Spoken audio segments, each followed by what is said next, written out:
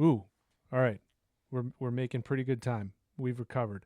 For our behind the keyboard segment today, um, want to talk about smart players. Whether it's either smartest players you've covered, or players that perhaps surprised you with how smart they were once you got a chance to interact with them. Um, I have a couple that I can give, but I'll kind of give you guys the opportunity first. Who comes to mind when I cue it up like that? Well, for me, this was a tough one to answer because I don't know if anybody has surprised me with how smart they are. But I also don't really know how to qualify because I don't really care if somebody graduated college because I don't know what that means for pro athletes most of the time. Like, was it a legit degree or was it not? And then a lot of guys are really good at being fake smart, like Jalen Brown and Kyrie Irving. So it's true. So it's kind of hard, and I don't, Yeah. without really spending true, like a lot of close time with people, you don't know how truly book smart they are, and intelligence is relative, right? Like, what's more important, being smart in one thing versus the other? I don't know. So I kind of just went with people who just I think felt life smart or just generally impressive in that regard after interacting with them. And for me, it was Matthew Slater. Um, it's just, I don't think that's probably a very surprising pick, but it's just one of those guys that you talk to that he's so good at articulating his thoughts clearly and concisely in a way that like is very well spoken, that better at it than me certainly, and it's my job or was my job to try and do that at a high level, and he's better at it than me, and just obviously knows how to inspire those around him, does a ton of good community work, like all those things. Like you can't do that, I don't, all that stuff, unless you're really smart. And it's just, he's one, every time you ever talk to him, he gave you a great, well thought out answer that was like devoid of platitudes and sort of hollow slogans, and actually answered the question but made a lot of sense, taught you something, was really insightful.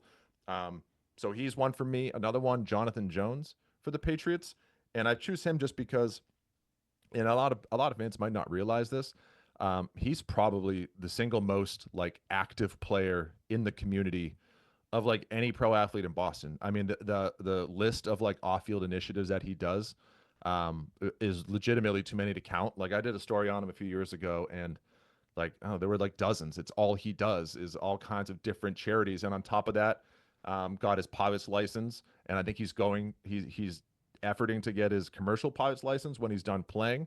And on top of that, is a really good football player. Like, has at times in his career been sort of a fringe Pro Bowler. And so again, I don't think you accomplish all of those things consistently at such a high level without being really smart, whether that's book smart, life smart, or a combination of the two. Um, I think he's really impressive. And then the last one I would say, as far as on field, just as an underrated one, Marte Mapu for the Patriots.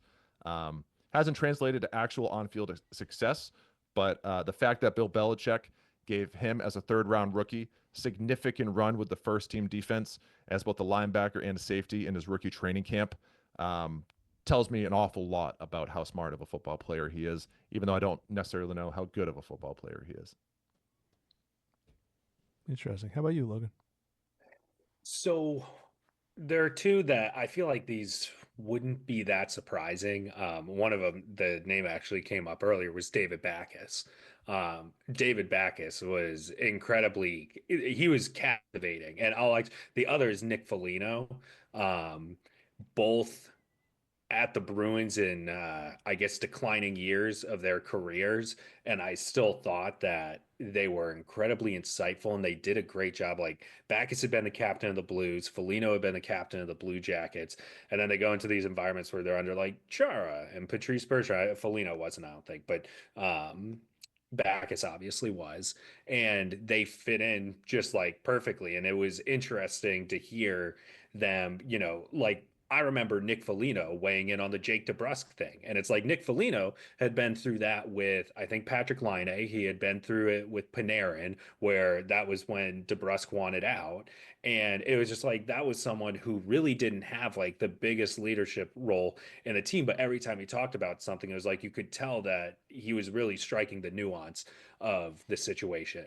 Another kind of random one, and not a player, but Ron Renicky. The one year that he ran the COVID Red Sox, like just a totally hopeless team after the Mookie Betts trade. For some reason, I just remember having to be in on a lot of Ron Renicky's Zoom press conferences. It's like that guy was dealing with a terrible freaking team, but the way that he navigated it, and like he would defend players and he had guys' backs without being without throwing anyone under the bus, but he was very forthright about the realities of the situation. And it's just that was a guy who was put in an impossible position right from the jump. And it was just the way that I'm always really impressed when guys are able to strike the balance between being honest and candid while still kind of doing the diplomatic thing that the team wants you to do. Bruce Cassidy was always great about that. And so that's something I always admire when someone can kind of play the PR game, but you also know that they're trying to be forthright about like the fact that a lot of these situations are nuanced. So those are a few for me.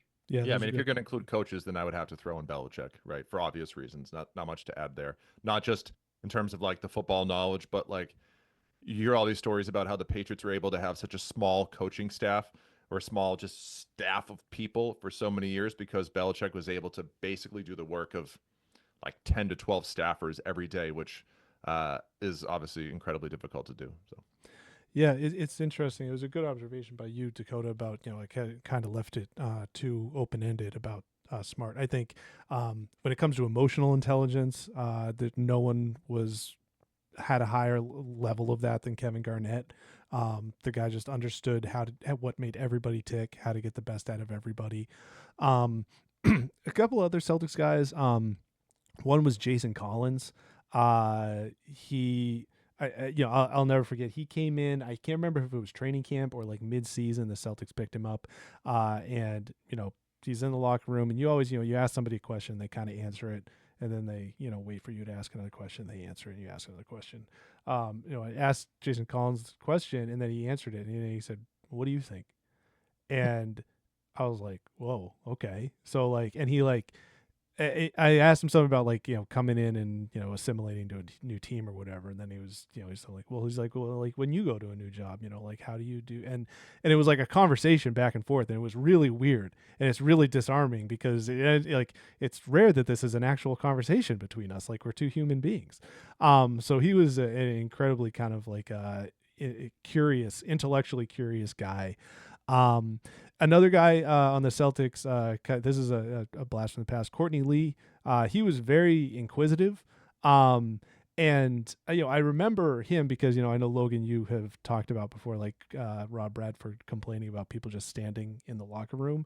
A lot of times with the Celtics, there would be no one in the locker room. So you just would go in and hope someone's there. And Courtney, to his credit, was almost always there. But there's only so many times you can talk to Courtney Lee before a Celtics game in 2013 before you've exhausted everything there. That was by Dietrich Wise.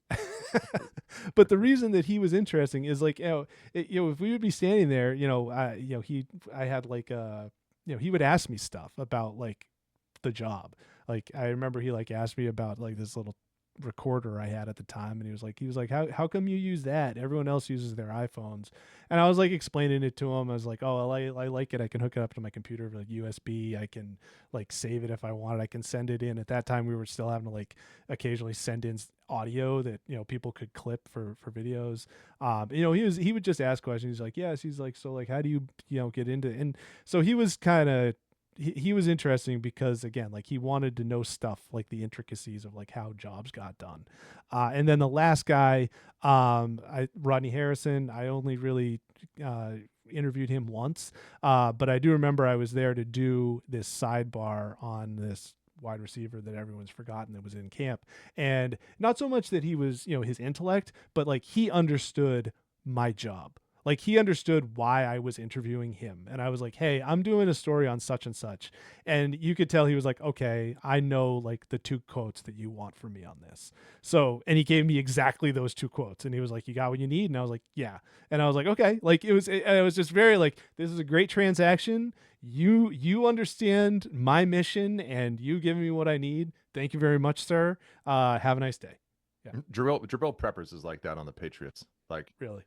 Yeah, really, for what I know is the off-field stuff and everything, but as far as getting a good quote in the locker room and someone who like knows what you're doing, and because he's got somewhere to be too, so it's in his best interest to make it as short as possible, but he somehow does that while giving you like exactly what you need in a way that won't piss off the team. So he was really good about that too.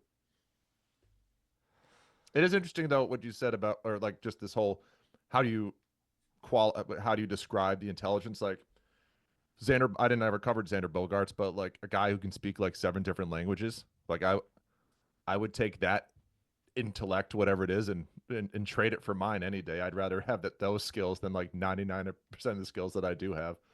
And I think, another guy that comes to mind for me is Cole Strange, who strikes me as someone who it's like he's like Matthew Slater, but with like 1% of the word usage. So like he gets across his point so effectively and so honestly in like 8 words.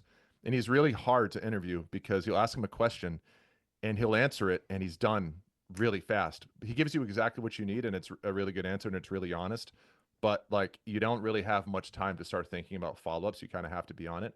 But yeah, everything he says is really interesting. It's just incredibly brief. So I feel like that's must mean he's smart to some degree.